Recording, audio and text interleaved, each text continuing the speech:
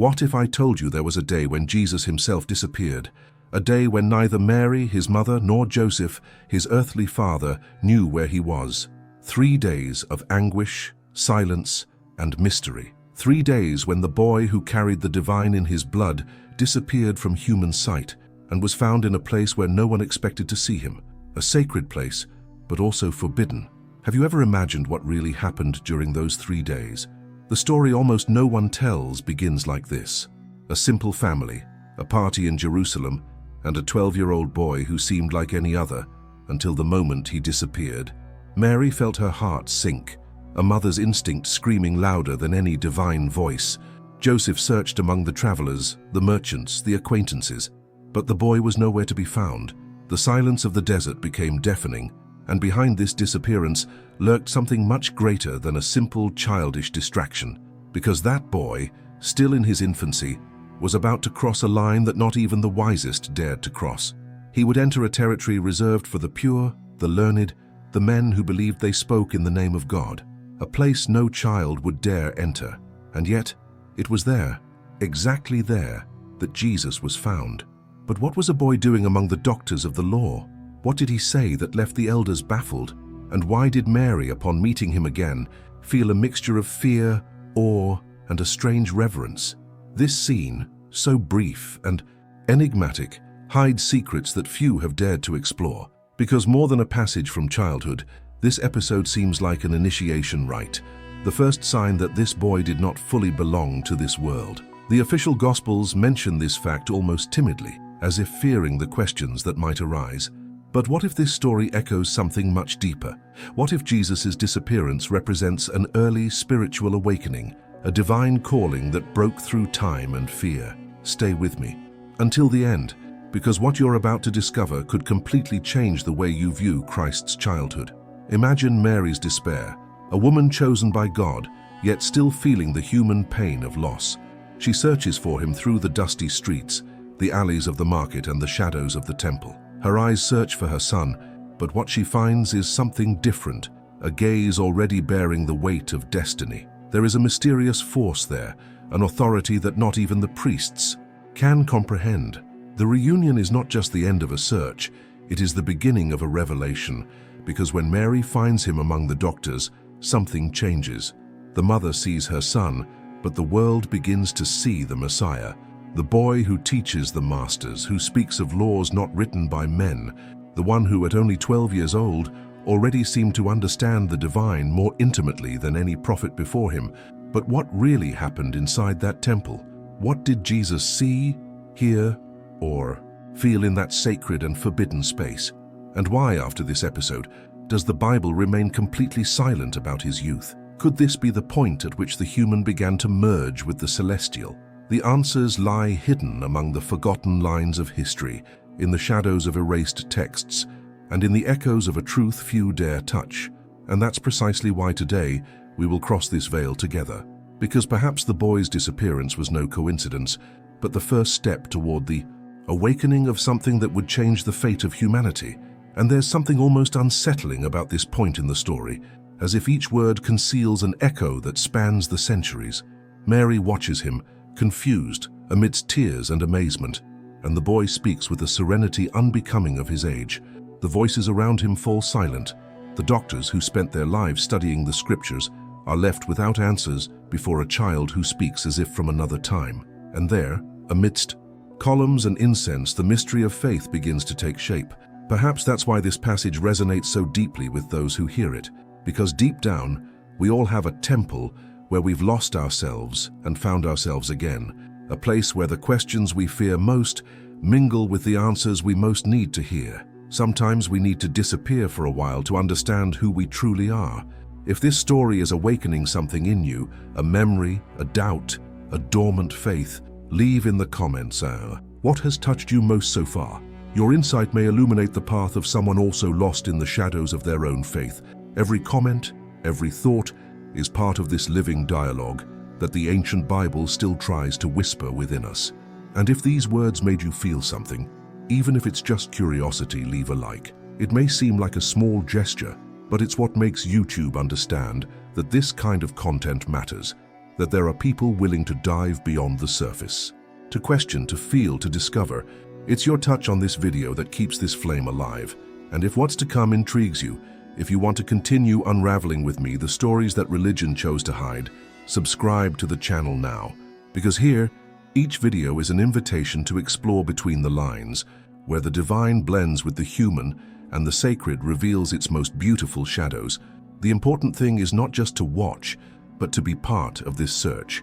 Because when we share what we feel, we create an invisible bond, the same bond that connected Mary and Jesus in that reunion. And just as she didn't find him by chance, perhaps you didn't arrive here by coincidence either. The Gospels tell of Jesus' birth with an almost poetic wealth of detail. The manger, the shepherds, the star, the wise men. But then, silence. It's as if time had been deliberately erased. Entire decades disappear from Scripture, and only a brief passage breaks the void. The day the boy disappeared and was found in a forbidden place. Why so much mystery? What was so dangerous about the childhood of someone who would be called the Son of God? No sacred text gives a clear answer. It's as if there were a curtain between what they let us read and what they chose to hide. Scholars try to justify this vacuum by saying that the Gospels weren't meant to narrate Jesus' complete life, only what's essential to faith. But what is essential? His birth and crucifixion, but not what shaped the man between them. It's strange that the Christ we know emerged ready-made, as if the years of learning, rebellion, and transformation had never existed, as if someone had decided to erase the path that led him there. And when we look at the apocryphal texts, the stories rejected by the church, silence turns to noise. There are accounts of a boy capable of healing with touch, of conversing with angels, of defying priests. Some ancient manuscripts describe episodes that sound almost unacceptable to dogma. A curious, questioning Jesus, capable of disturbing even the wisest. Could this be why his childhood was erased? Because he displayed a power that could not yet be revealed. The behind the scenes of faith is always more complex than it appears. Decisions about what would be considered divine or heretical shaped not only religion, but also what we know about Christ himself. The boy who disappeared for 3 days may have had spiritual experiences that surpassed the understanding of the time, something that threatened the very foundation of those who claim to be guardians of truth. And the early church, when choosing what should remain in the texts, may have preferred silence to doubt. Because there's a pattern to this kind of concealment, the more an event reveals the human and enigmatic side of the divine, the more it's silenced. Jesus' childhood may have been one of those episodes where the sacred didn't fit within the rules. The line between boy and Messiah was too thin. To reveal this period would be to admit that even the Son of God had to go through a journey of learning, discovery, and the conflict between purity and power. Perhaps the true impact of this story lies not only in Jesus' physical disappearance, but in what it represents, the moment when the divine begins to perceive itself amidst flesh and time. A spiritual awakening that could not fit within the pages approved by the councils.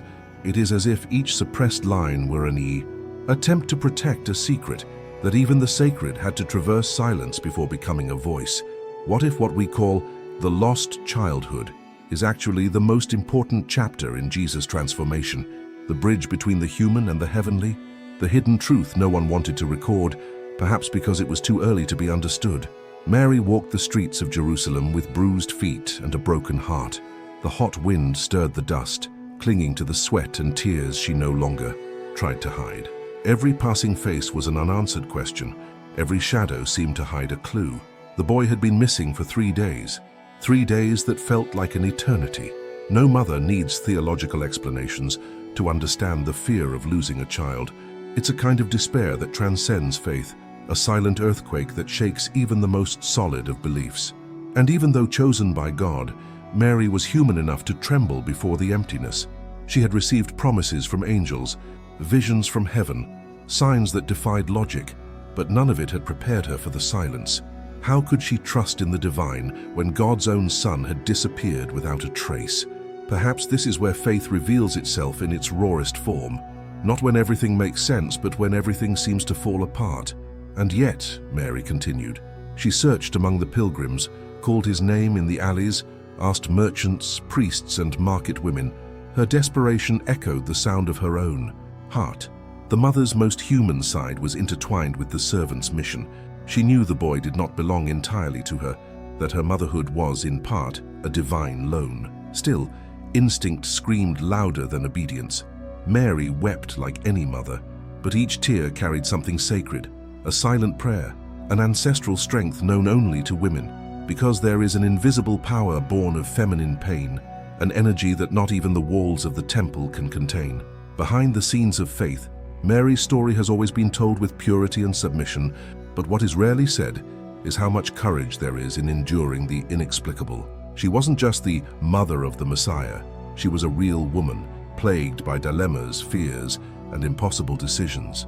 Her journey is a portrait of transformation, the moment when love must coexist with mystery, and it is at this point that the feminine reveals its spiritual strength, when, even in pieces, she chooses to continue believing. As she walked up the temple steps, Mary sensed something different in the air. Her heart still pounded in despair, but there was a strange, almost familiar presence that seemed to call to her from within the silence.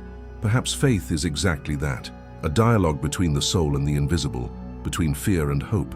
And it was on that threshold that she saw him, the boy sitting among the doctors of the law, speaking with a serenity unbelonging to childhood.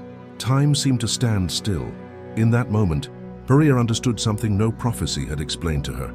The son she sought was no longer just hers. There was a light in him that could not be contained by human bonds. But at the same time, she realized that a mother's love is the only thing capable of touching the sacred without being destroyed by it. It was her gaze, not that of the teachers, that recognized the hidden truth in that boy. And perhaps that's why, throughout history, the greatest revelations have always been born from a woman's gaze. From the womb to faith, from tears to courage, feminine spiritual power shapes the destinies of the world in a silent but inevitable way. Comment below, what do you think Mary felt when she saw her son among the doctors? Relief, fear, or something that no human words would be able to translate? The Temple of Jerusalem was more than a building. It was an entire universe made of rules, fears, and invisible boundaries. A labyrinth of marble and gold, where each step represented a boundary between the human and the divine. Only the purest priests could cross the veil of the Holy of Holies, and even they did so with fear, believing that one false step could mean death. The scent of incense filled the air, Hebrew voices echoed like chants of power, and the distant sound of sacrificed animals reminded all that forgiveness cost blood.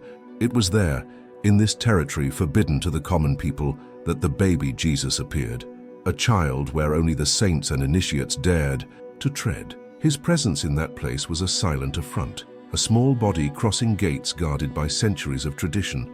No one imagined that this boy could walk among the masters with such ease. For the religious, this was more than a curiosity.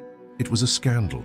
The sacred, after all, has always been a territory of hierarchy. There were those who commanded and those who obeyed, those who spoke and those who merely listened. And the boy broke this order like someone opening a window in the garden, middle of a temple closed for generations. The scene is almost symbolic. The Son of God entering a space designed to control access to God himself. It's as if the divine has invaded the structure created to contain it. The temple, once a symbol of religious and political power, becomes the stage for one of history's greatest ironies. The Messiah, still a child, walking on ground that not even the most pious adults would dare tread without permission. There, the sacred blends with the human, and the forbidden becomes the setting for revelation. The temple, with all its beauty and pomp, was also a mirror of the mentality of the time, a world divided between those who could see and those who had to remain outside. It was a structure built to separate, to keep the mystery in the hands of a few. And perhaps that's why the boy's presence caused such discomfort. He not only entered the temple, but penetrated the very heart of the system that dictated who had the right to touch the divine. Perhaps Jesus' gesture that day was humanity's first act of spiritual liberation, a harbinger of everything that would come after, of transformation, of breaking laws, of confronting the hypocrisy of those who claimed to own the faith. The boy who dared to step onto forbidden ground already carried within him the seed of the revolution that would shake the religious empire. And the temple, the ultimate symbol of purity and separation, became the stage where the hidden truth began to be revealed. Because the truly sacred never hides behind walls, nor does it depend on rituals to exist. It emerges where there is courage to question, to cross boundaries and challenge what has been imposed. Jesus, as a boy, showed that contact with the divine is not the privilege of saints. It is the right of those who seek with an awakened heart. And when Mary found him there, surrounded by men who looked at him with astonishment and discomfort, she realized that something had changed forever. The temple was no longer the same, and neither she nor the world itself would be after that day. The boy sat among the doctors of the law as if he had always belonged there. His posture was not one of submission, but of serenity. The elders, men accustomed to being revered, watched him with amazement. There was something strange in that childlike gaze, a mixture of purity and authority that disarmed any argument. He spoke not as one repeating doctrines, but as one who understood them from within. His every answer sounded like a revelation, and the more they questioned, the more they realized they were faced with something that transcended logic and time. It was as if the boy were remembering truths that men had forgotten. The air inside the temple felt different. The incense burned, but the perfume mingled with tension. Some teachers whispered among themselves, uncomfortable with the child's audacity. How could someone so young understand the secrets of the Torah with such depth? For them, it was a shock. A small body harboring a wisdom that could not be taught in schools, that could not be contained in texts or scrolls. Jesus didn't just answer, he revealed, and each word carried an echo of something the elders dared not name. There was something almost dangerous about that scene. The purity of a boy confronting centuries of accumulated power. The temple was the center of spiritual authority, the heart of religion, and also the reflection of a system where few held the right to speak in God's name. But in that moment, the silence was reversed. The teachers fell silent, and the boy spoke. Hierarchy dissolved before a gaze that seemed to see beyond flesh, beyond priestly robes and titles. What he represented was not learning, but remembrance, as if each word were an ancient seed blossoming anew. Now I want to delve even deeper into this contrast, because what was at stake there was not just a theological discussion, but the clash between two mindsets: control and revelation. On one side, the doctors of the law, guardians of the rules, men trained to protect the mystery of God behind walls and interpretations. On the other, a boy who needed no intermediaries to understand the divine. It was the encounter between institutional power and spiritual power, between fear and truth. And when these two worlds collide, there is always a rupture. Perhaps that's why the scene was recorded with such subtlety, because it represented more than a childhood memory.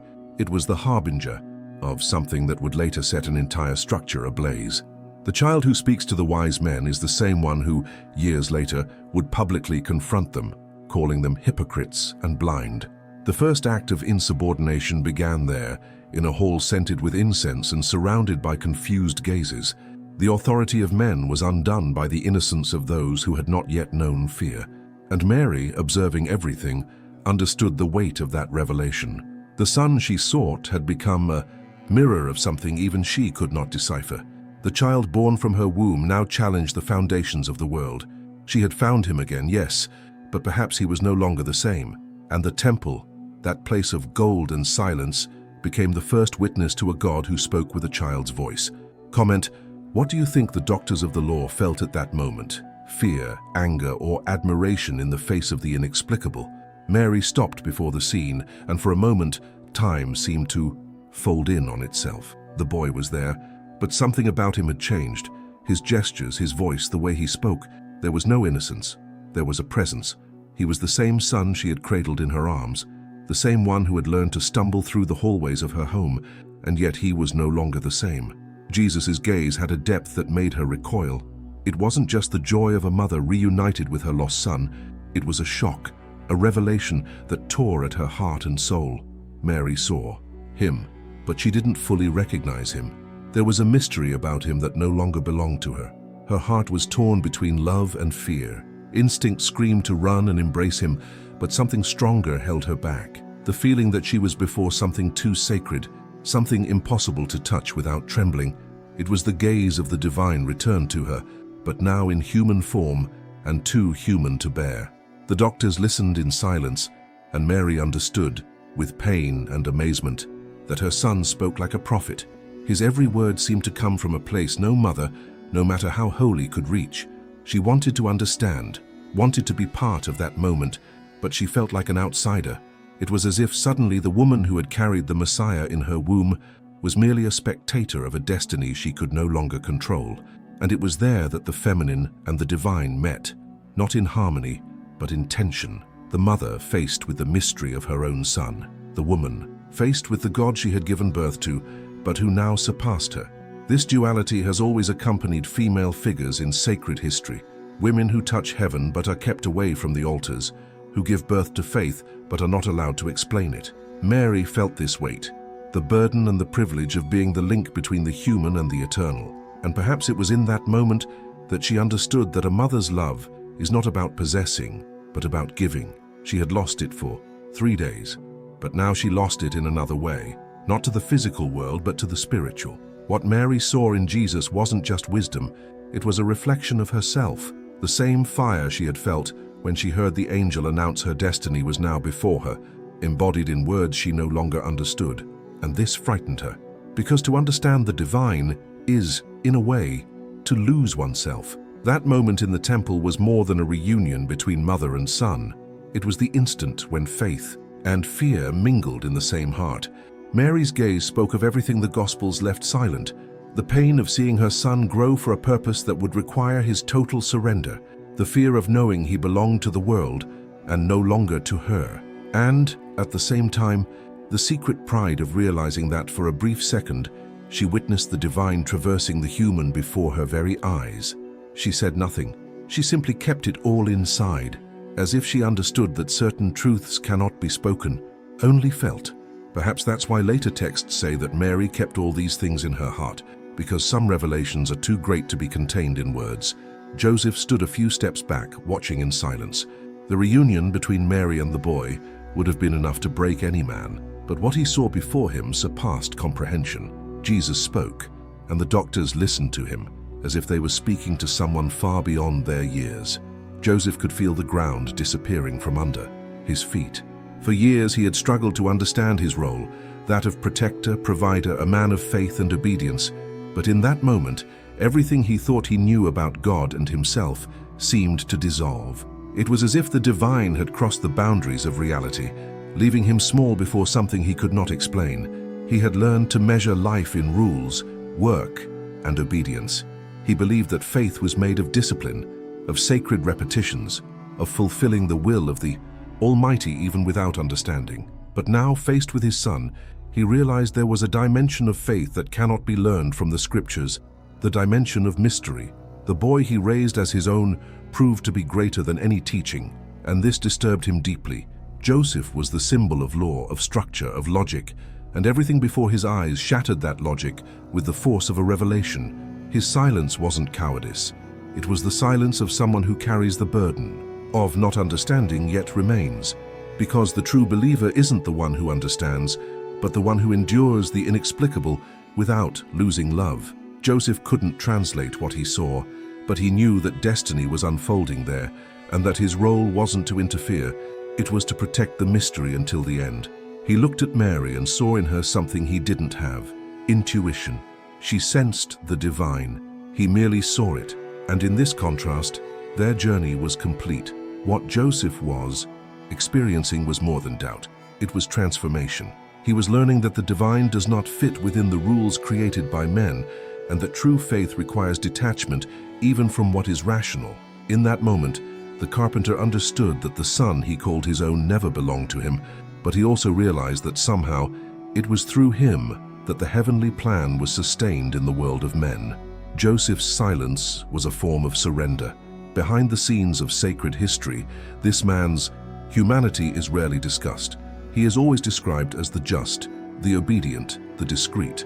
But what lies behind this is a quiet courage, that of sustaining the invisible, of carrying on one's shoulders the responsibility of protecting something that cannot be understood. Joseph represents all those who walk without answers, but continue out of love. And perhaps that is why his role is so essential. Without him, the mystery would have no shelter. As he watched Jesus among the doctors, Joseph felt something inside him break, not in despair but in surrender. The man of reason bowed before the sacred, and in that moment, he realized that faith is not about understanding, but about accepting that the inexplicable is also part of the plan. Comment below. What is harder for you, understanding the divine or learning to trust when nothing makes sense? There is something deeply symbolic in the fact that Jesus was 12 when it all happened. 12 is no ordinary number. It is the same number as the tribes of Israel, the apostles who would later follow him, the gates of the New Jerusalem described in Revelation. It is a number of completion, of transition, of passage. At 12, in Jewish tradition, a boy ceased to be just a child and began to be seen as a man before the law. But Jesus was not just crossing the threshold of childhood, he was crossing the boundary between the human and the divine. And it was within the temple, the heart of the sacred, that this awakening took place. To human eyes, it seemed like a common occurrence, a lost child found by parents days later. But behind the scenes, something much greater was being revealed. Jesus' disappearance was his first rite of passage, the moment when innocence dissolved to give way to awareness. Entering the temple was more than an act of childish curiosity. It was a sacred transgression. He was crossing the line that separated those who learn from those who reveal. By speaking with the doctors, he was not only answering questions, but also releasing truths that slumbered in silence. Now I want to delve into this symbol with a different perspective, because in almost every ancient tradition, there comes a moment when the initiate must face the unknown. It is when fear gives way to understanding, and the disciple discovers that the path to the divine inevitably passes through loss.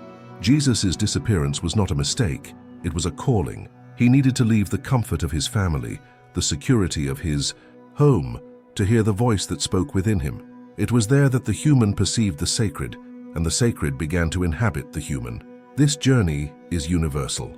In every culture, initiation rites mark the end of a stage and the birth of a new identity. But Jesus's is different. While the ancients sought the sacred outside, in the mountains, in the waters, in the temples, he found it within himself. The Temple of Jerusalem became merely a mirror of the inner temple that was beginning to rise. That boy no longer needed to be led by priests, because the priesthood was born within him. It was the beginning of a consciousness that would challenge empires and change the mindset of generations. And there's another curious detail. The apocryphal texts say that Jesus, even as a child, already demonstrated unusual wisdom, and that this episode was the first time he recognized the weight of the mission he carried. It's as if, in that moment, he understood that life wouldn't be his alone. It would be a path of dedication, impact, and transformation for all humanity. And this kind of understanding is always accompanied by loneliness. No rite of passage is painless, not even for the Son of God. When Mary and Joseph find him, he says something few understand. "Didn't you know that I must be about my Father's business?" This phrase, spoken with the naturalness of someone who simply knows, is the mark of this awakened consciousness. The boy returns home, but the spiritual man is already awake within him. He has crossed the veil of forbidden knowledge and returned different, more serene, more distant, more enlightened. Little is said about Jesus' silent years, those that disappear from the official pages as if they had never existed. Between the ages of 12 and 30, there is a void that has intrigued scholars, theologians, and the curious for centuries. It is as if history had been carefully edited, cut into parts that should never have come to light. But what if this silence was no coincidence? What if behind it lay a truth too hidden for the structure of religion to bear? Some say the boy's disappearance from the temple was only the beginning of a secret journey, a prelude to something much greater that the world never knew. Some apocryphal gospels, banned and banned by the church, tell of a different childhood, almost impossible to imagine.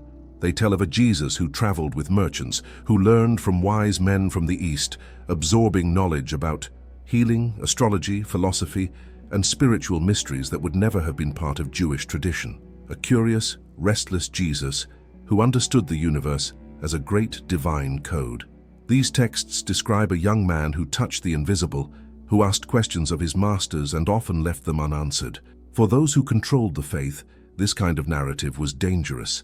It suggested that Christ was not born ready, that there was a process of transformation, a journey of learning and awareness. What seems to have been erased is not just a sequence of events, but the heart of Jesus' human experience. If he lived among men, it's natural to imagine that he also searched, made mistakes, learned, and overcame. This wouldn't make him less divine. but even closer to us. Perhaps the fear of the early church was precisely this, to show a Messiah who grows, who doubts, who awakens. The miracle of faith is most powerful when light emerges from shadow, and perhaps the scribes preferred to hide this side of the story to preserve the myth of perfection. Behind the scenes of theology, some believe that during these lost years, Jesus became an initiate, someone who traversed cultures, traditions, and rituals, absorbing fragments of universal wisdom. India, Egypt, Persia, lands of mystery, temples, and spiritual schools that taught the power of the mind and direct communion with the divine. Some scholars link his later teachings to Eastern principles such as detachment, forgiveness, and universal compassion. Coincidence, or vestiges of a truth that time has tried to bury? The most provocative thing is that the more one tries to erase this period, the more it seems to shine through the cracks of history. The lack of answers becomes an invitation to reflection. What happened to that boy after he left the temple? Where was he? From whom did he learn the wisdom that would change the world? Perhaps the disappearance was not just physical, but spiritual, a period of retreat and revelation, a time when the human disappeared so that the divine could fully awaken. After being found, Jesus returned with his parents to Nazareth, and the sacred text is silent. No details, no memories, no fragments of what happened next. Only the cold, powerful phrase, "And the child grew in wisdom and stature, and in favor with God and man." It's a silence that screams. 18 years disappear into the mists of time, as if fate itself had decided to hide what transformed him before the beginning of his mission. Why so much mystery? What did he see in that temple? What did he learn in that forbidden place that made him return different, more serene, more distant, more ready? This silence is the interval between the human and the divine, between the boy who questioned and the man who would preach. It is the space where faith matures, where the soul understands that certain truths are not spoken, only lived. The Bible doesn't tell us, but perhaps because there were no words to describe what happens when someone is touched by the sacred so profoundly that they no longer completely belong to the world. There are silences that protect. There are revelations that time was not ready to hear. Now I want to delve even deeper into this mystery, because every silence before the transformation holds a purpose. Jesus returns with his parents, but he is no longer the same. The boy disappeared, and in his place was born the man who would change the course of history. It is the interval of the invisible, the period in which the divine works in secret. As the world watched him grow, something within him also grew, a calling, a conscience, a power that waited for the right moment to emerge. Every simple gesture, every piece of carpentry done alongside Joseph was also a training in patience, a rehearsal for the miracle. It's possible that these 18 years of silence were the true preparation for the mission, a time of waiting, of observation, of hidden learning, because before speaking to the world, he needed to listen to the world. Before healing wounds, he needed to understand pain, and before challenging the powerful, he needed to learn the weight of silence. It's as if destiny was shaping the Messiah, not only with divine revelations, but with human experiences. And here's something that speaks directly to all of us. This silence belongs not only to his story, but to the story of anyone who senses a purpose, but doesn't yet understand the timing of its fulfillment. There is a moment when the calling is clear, but the path is still hidden. A moment when the soul already knows what it was born to do, but the body is not yet ready to act. This is the time of sacred anonymity, the time to grow in silence, to prepare the spirit before becoming a voice. When the gospel resumes the narrative 18 years later, the man who emerges from the waters of the Jordan already carries within him the mystery that the boy discovered in the temple. It is the same gaze but now matured by waiting, the same radiance but now controlled by wisdom. What was born that day among the doctors of the law finally manifests itself before the world, the divine, aware of itself. What do you think Jesus' silence concealed? A human preparation or a spiritual secret that would never be revealed? If you've made it this far, perhaps you've felt the same way I have, that there's something in this silence that isn't absence, but presence, that the parts the story chose not to tell still speak, in a way that only those who listen with their hearts understand. And that's why this kind of content exists, so we can reclaim what was hidden, question what was erased, and get a little closer to the essence behind the texts. So if this video made you think differently, leave a like now, not just for the algorithm, but because that's how I know these stories still resonate with someone. And if you feel that this kind of conversation nourishes, provokes, and awakens you, subscribe to the channel. Here, each new video is a new journey, and you're already part of this journey. And so I know you stayed with me until the end. Comment, "This message was for me." That way I know this search isn't just mine, that there are more people wanting to understand what's hidden between the sacred lines. There's a video here that complements this topic and delves even deeper into what the Bible chose to leave a mystery. Click and stay with me there. The next secret is already waiting to be revealed.